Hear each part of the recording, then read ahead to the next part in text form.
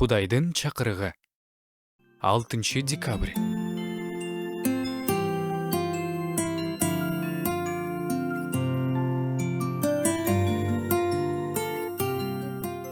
Кээде Кудай биздин колубуздан, биздин жашообуздан бир нерселерди алып коет. Ушул чындыкты кабыл алыш биз үчүн абдан оор. Бирок кээде ушундай болот. Ал муну өтө ташпоор болгондуктан же кош көңүл карагандыктан кылбайт. Анын табияты таптакыр башкача.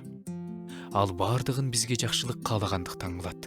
Биз көбүнчө адамдарга, буюмдарга, өзүбүз бекитип алган пландарга байланып жабышабыз. Кудай болсо кээде бизге бул сен үчүн эмес, сага пайда алып келбейт, сен үчүн деген менин пландарыма туура келбейт деши мүмкүн. Кудай муну талкалаш үчүн эмес, кандайдыр бир нерсеге даярдаш үчүн кылат. Жусуптун жашоосу эсиңдеби? Ал дагы үй бүлөсүнөн, эркиндиктен, үйүнөн, көнүмүш жашоосунан ажыраган. Бирок ушул жоготуулар аны тактыга алып келди. Тактыга отурушу менен ал үй бүлөсүн, элин сактап калды. Кээде Кудай биздин жашообуздан кичинекей нерсени алып салып, анын ордуна башка, чоңураагын бергиси келет. Бир эшикти жаап, башка жакшыраак эшикти ачкысы келет. Кудай эч качан иши кылып эле бизден тартып алайын дебейт. Кудай талкалабайт. Ал эркин кылат.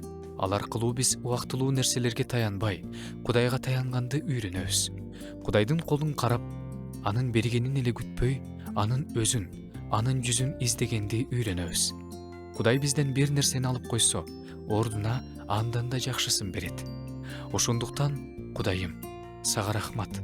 Алганыңа да рахмат, бергениңе да рахмат. Сенин акылмандуулугуңа толугу менен таянам. Баардыгын сенден деп кабыл алам дей алсак экен.